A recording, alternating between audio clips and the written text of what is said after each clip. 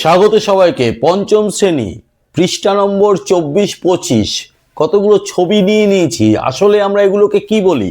উৎপাদকের গাছ উল্টো করে আঁকা। আমরা সাধারণত উৎপাদকের গাছ এইরকম দেখেছি, এইরকম দেখে এইরকম এখানে একটা আছে, এখানে একটা আছে, আবার হয়তো হতে পারে এরকম ভাবে আমরা উৎপাদকের গাছ দেখতে অভ্যস্ত। এখানে উল্টো করে দেওয়া আছে। কি শিখবো আজকে? আমরা শিখবো এটাই, মৌলিক আর যৌগিক, মৌলিক সংখ্যা যৌগিক সংখ্যা। উৎপাদকের গাছের মাধ্যমে খুব সহজেই কোনটা মৌলিক সংখ্যা কোনটা যৌগিক সংখ্যা সেটা নির্ণয় করা যায়। ছাত্রছাত্রীদের মধ্যে কনসেপশনটা টোটালটাই ক্লিয়ার হয়ে যায়। চলো তাহলে প্রথমটা কি আছে একটু দেখে নিই। 6 আছে, কি করবে সেটা আগে একটু দেখে নিই। এই যে 6 আছে, এই 6কে তুমি রাফে লিখবে। কেমন? রাফে লিখে 6কে সর্বনিম্ন 1 ছাড়া কত দিয়ে ভাগ যায়? 2 দিয়ে ভাগ যায়, 3 দিয়েও যায়, কিন্তু আগে 2 দেব। তাহলে 2 দিয়ে ভাগ যাচ্ছে, 2, 3 দুগুণে 6, আবার 3 দিয়ে যায়, তাহলে 3, 1-এ 3। তাহলে বেসিক্যালি আমার যখন উৎপাদকে বিশ্লেষণ করব, 1-এ গিয়ে শেষ করব। তাহলে এখানে কটা পেলাম? 2 পেলাম, 3 পেলাম, 1 পেলাম, 3টে পেলাম। তাহলে তুমি ধরে জাস্ট চোখ বুজে এখানে 2, এখানে 3, এখানে 1 বসিয়ে দিলাম, 3টেই গোল করা আছে। এইবার আসি মৌলিক সংখ্যা আর যৌগিক সংখ্যার পুরো বিষয়টা। আমরা জানি মৌলিক সংখ্যার মাত্র 2টো উৎপাদক থাকে, আর যৌগিক সংখ্যার 2টোর বেশি উৎপাদক থাকে। মানে কি? আরো সহজ করে বললে, মৌলিক সংখ্যা মানেই সেই সংখ্যা এবং 1 এই দুটো দ্বারাই ভাগ করা যাবে, মানে এই দুটো দ্বারাই বিভাজ্য, তাকে আমরা মৌলিক সংখ্যা বলবো। এর উল্টোটা, ওই সংখ্যা এবং 1 ছাড়াও আরো উৎপাদক থাকবে, অর্থাৎ আরো সংখ্যা পাবো যেটা দিয়ে ওই সংখ্যাটাকে ভাগ করা যাবে। তাহলে এক্ষেত্রে আমি দেখছি, দেখো 6 আছে, 6-এর কটা উৎপাদক? 2, 3, 1। তার মানে 1 আর 6 একটা নিজে উৎপাদক, তা বাদেও 2 দিয়ে ভাগ যাচ্ছে, 3 দিয়ে ভাগ যাচ্ছে। তাহলে 6কে আমরা কি বলবো? মৌলিক না যৌগিক? যথারীতি আমরা যৌগিক বলবো। লিখে ফেলি, হয়ে গেল। ক্লিয়ার? একইভাবে 14, তাহলে টেকনিক একই। 14কে তুমি ভাগ করো, কত দিয়ে যাচ্ছে? 2 দিয়ে, 2, 7, আবার 7 দিয়ে যাচ্ছে 1, অসুবিধা নেই নিশ্চয়ই, বসিয়ে দাও 2, 7, 1। তাহলে এখানে দিব্যি আর নিশ্চয়ই বেশি বলতে হচ্ছে না, এইটাও কিন্তু হয়ে গেল যৌগিক।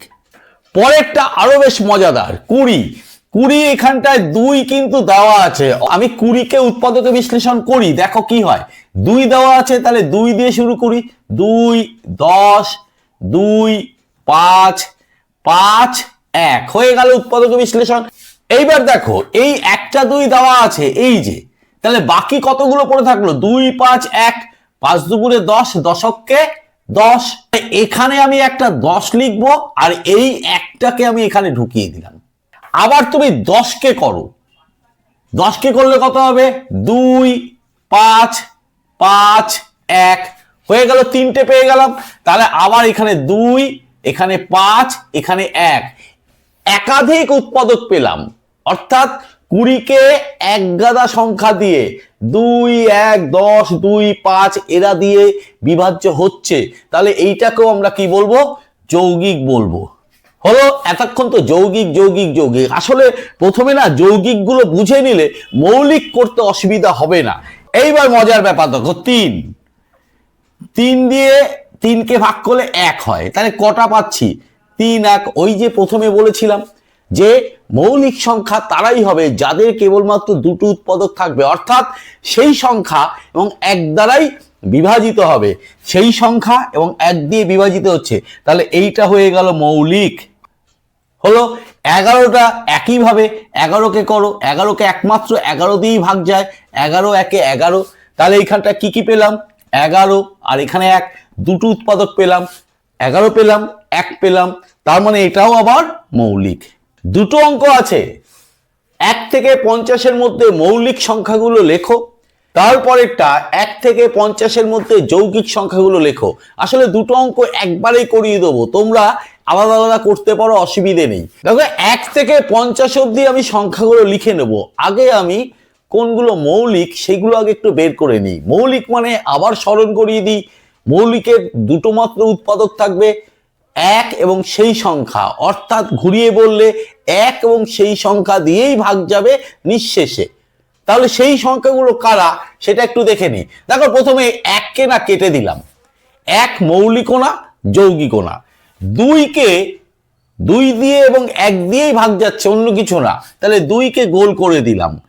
3 একই রকম গোল করে দিলাম। ক্লিয়ার? 4কে কিন্তু গোল করতে পারছি না, কারণ 4কে 1 4 ছাড়াও 2 দিয়ে ভাগ যাচ্ছে। 5 গোল করে দিলাম। 6কে আবার সেই যৌগিকের দলে ফেলতে হচ্ছে, 7কে গোল করে দিলাম। এইবার আমি গোল করাগুলো এগিয়ে নিয়ে যাচ্ছি, যেগুলোই গোল করব মাথায় রাখবে সেইগুলো সেই সংখ্যা এবং 1 দিয়েই একমাত্র ভাগ করা যাবে, অর্থাৎ দুটো উৎপাদক থাকবে। তাহলে গোলগুলো আমি কমপ্লিট করে দিচ্ছি, দেখে নাও। তো লাল কালি দিয়ে গোল করা সংখ্যাগুলো তাহলে বের করে ফেললাম মৌলিক হিসেবে। তাহলে মৌলিকগুলো কি কি পরপর তোমরা 2 নম্বরে লিখে ফেলবে, 2 কমা কমা দিয়ে লিখবে। কেমন? 2 3 5 7 11 13 17 19 23 29 31 37 41 43 47। ব্যাস, 1 থেকে 50-এর মধ্যে এরা মৌলিক। 2 নম্বরটা 3 নম্বরটা কি হবে? 1 থেকে 50-এর মধ্যে যৌগিক। লাল কালির গোল ছাড়া যেগুলো বাকি রইল তাহলে তারা সবাই তাহলে যৌগিক সংখ্যা, পরপর কমা দিয়ে লিখে ফেললেই 1 থেকে 50 অবধি যৌগিক সংখ্যা লেখা হয়ে যাবে। চলো নেক্সট অঙ্ক। 2 ছাড়া প্রত্যেক জোড় সংখ্যা মৌলিক না যৌগিক? আচ্ছা আগে একটু টেস্ট করে নি। 2 ছাড়া বলেছে, আর জোড় সংখ্যাগুলো লিখে ফেলি। 4 6 8 10, একটা ঘর গ্যাপে গ্যাপে এগোবে, তারপর একটা 12, এইভাবে চলছে। এইবার খেয়াল করে দেখো, 2 ছাড়া আমি 2 নিইনি। 4-এর কটা উৎপাদক? 4-এর হচ্ছে 1 2 4। ক্লিয়ার? 6-এর কটা উৎপাদক?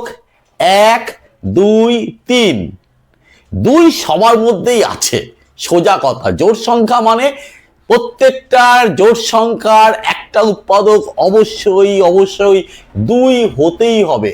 তার মানে তো মৌলিকের যে সংজ্ঞাটা 1 এবং সেই সংখ্যা ছাড়াও তো 2 ঢুকে যাচ্ছে। তাহলে 2 ছাড়া প্রত্যেক জোড় সংখ্যা মৌলিক না যৌগিক? আসলে হয়ে গেল যৌগিক। তোমরা পুরো কথাটা লিখবে, 2 ছাড়া প্রত্যেক জোড় সংখ্যা যৌগিক, এটাই উত্তর। ক্লিয়ার? এইবার এইটার মধ্যেই 5-এর উত্তরটা ঢুকিয়ে আছে। মৌলিক জোড় সংখ্যা লেখো।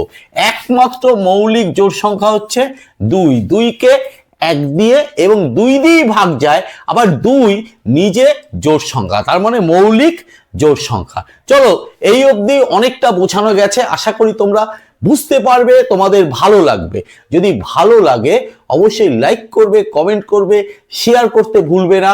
অবশ্যই শেয়ার করলে আনন্দ পাবো, মজা পাবো।